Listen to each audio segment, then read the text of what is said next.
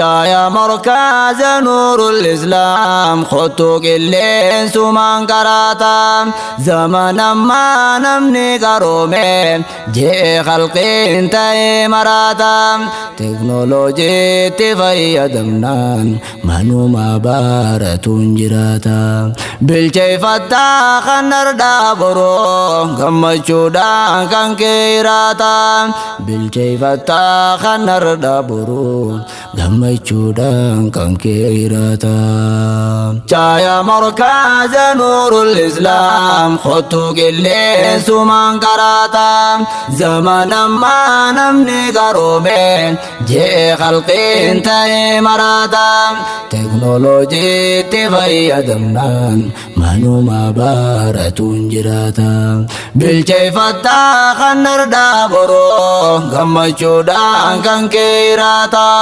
Bilcheeffattaa kan ardaa boroo gammachuudhaan kan keeyraata Kaane lafaa deemsaaf niyyachaa karaa biraa osoon dabarre durirratti fataan malee rabbi kan koo jabaa shakkarre alhamdulillahi jechaadha hamtuu hunda khayriin fassarre tottolfannee keenya haxaawwe akka gufuun karaan danqarre cooma bilkee khayriidhaa seenne obboleeyyaan hunda wal garre hammarree teenya wayyeeffanne gayaa guddoo sinqiifatarre duraan deemnoo milkii as deemtoo hewaasamnee jalaa jarjarre bilchoo nyaannaa nu qooda keenya harka keenyoo soon qattarre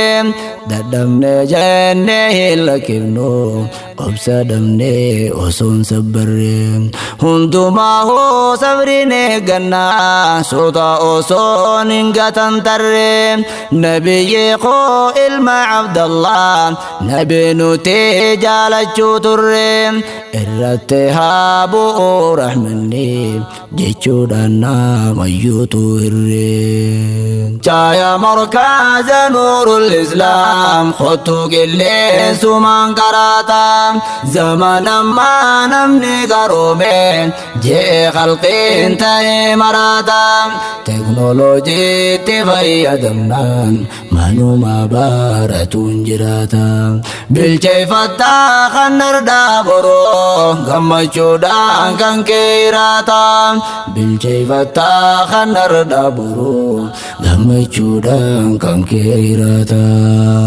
Assalaamu alaykum martoo naaf jirtu jaam'aan obboloota diinsaatiin taane nu obbola kan duraan qabnulleen dhaloota obbolummaan teenya haaraya turtee tarkaanfattus baroota hin dulloomtuu yoomuu ni caalte obbolummaan diinii firoota warri diinii waliif adoode fidaa wal baasuu sanjaroota jara dhugaan diinii jaallatoo hankaaniin baanuu sahaabota jara nabee wajjin dhaabbate diinii nuuf dhaalchisee dhaloota saanii fakkeenyi nu laallannoo jala yaa'uu yaa mu'mintoota bahaaf dhihaallee yoo jiraatte hadiyyaa hoodoo salaamata diin baratuun kennaaf gammachuun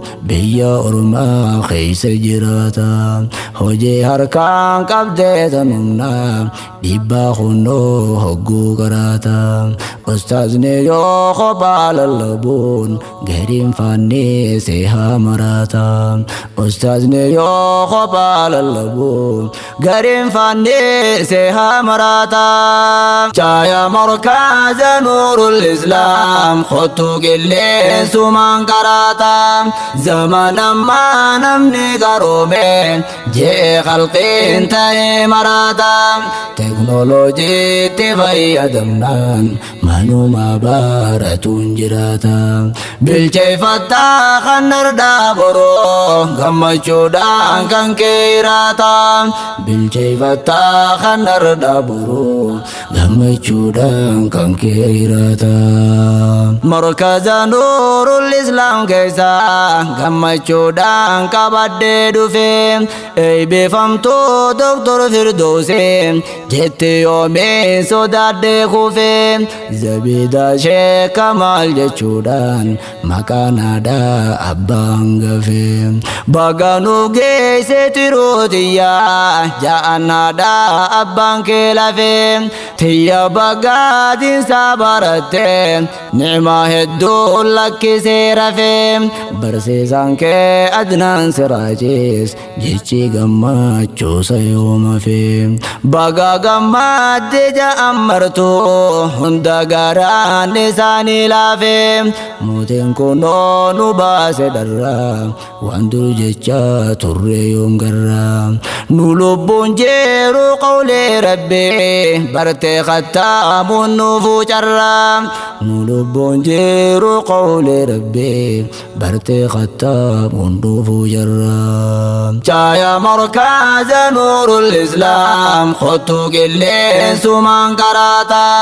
Zaman ammaa namni qaroome jee khalqiin ta'ee maraata. Teknooloojiitti fayyadamnaan manuma baaratuun jiraata. Bilcheeffattaa kan ardaa boroo gammachuudhaan kan kee jiraata. Bilcheeffattaa kan ardaa boroo gammachuudhaan kan kee jiraata.